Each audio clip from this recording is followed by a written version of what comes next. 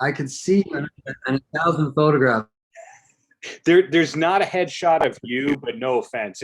If I get the 8 by 11 of you, Yeah, we'll go up.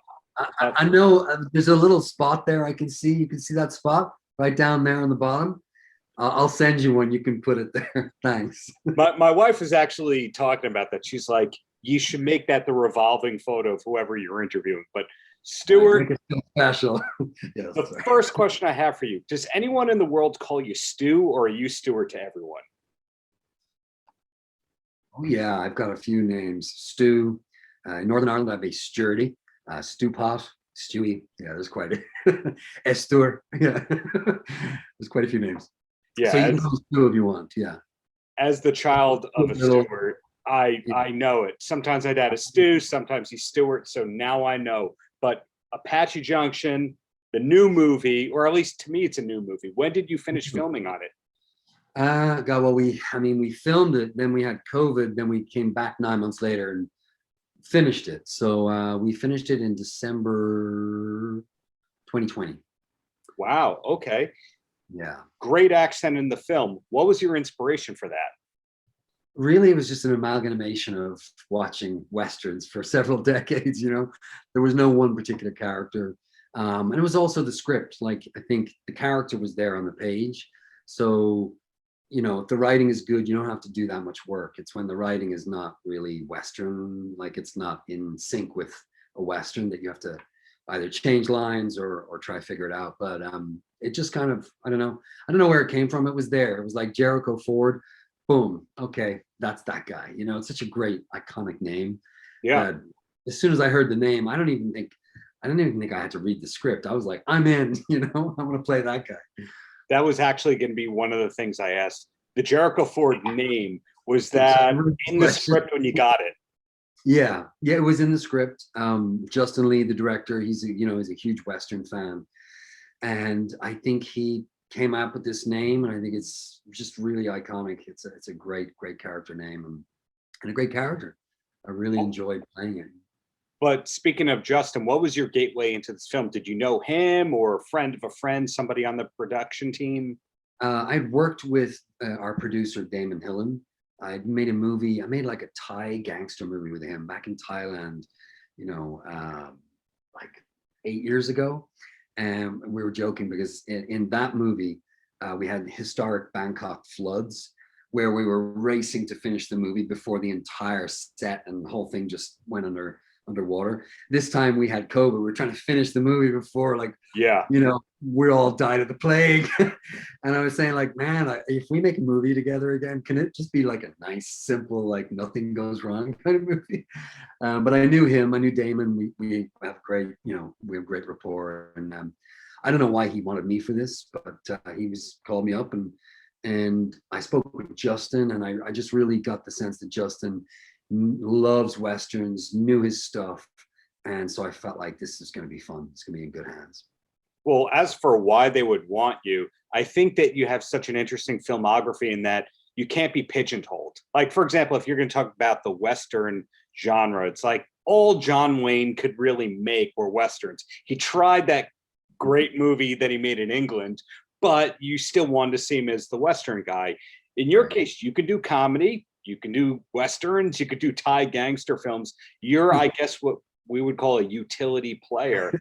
But is there a particular genre that you feel most comfortable in? No, I mean, I really hope as an actor to just do a lot of different stuff. That's kind of the joy of acting. Although I would never pick myself as in a Western, even though secretly I've been yearning to do a Western for decades. I didn't think people saw me as like, hey, there's that Western guy. That's not. I wouldn't be like the go-to Western guy. So it was nice to put on the hat and the gear and get the guns on and do that.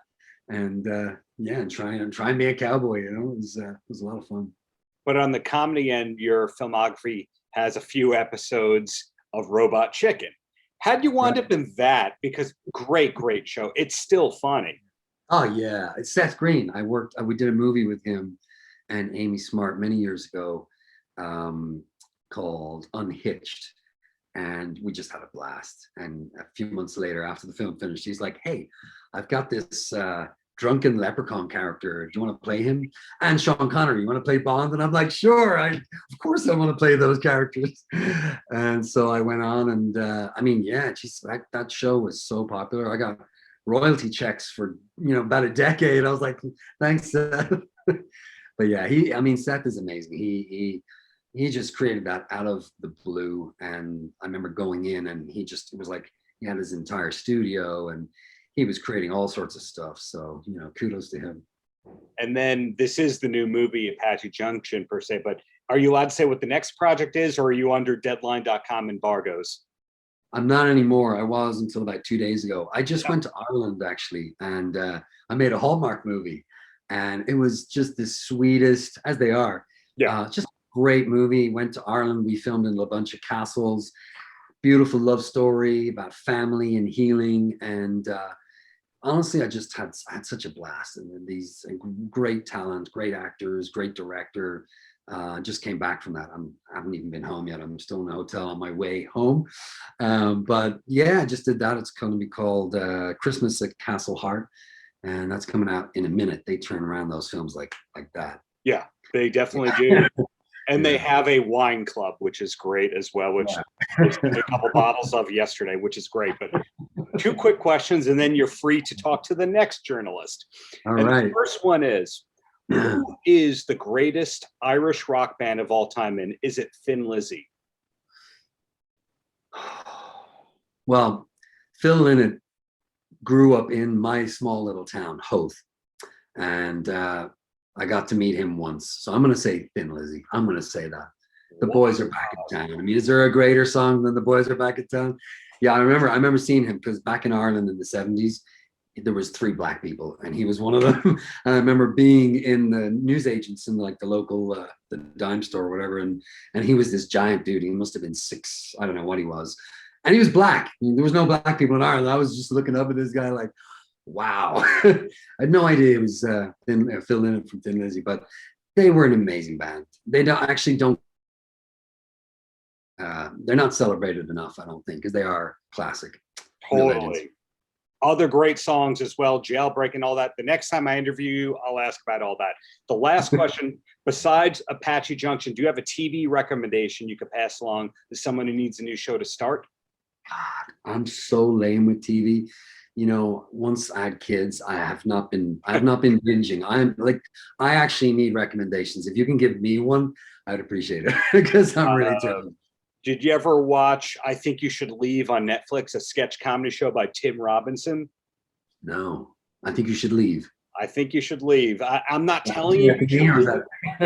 That's just the name of the show. But Stuart, thank you for your time, man. Keep up the greatness, and looking forward to that Hallmark movie. Yeah. Thanks, man. Paltrocast.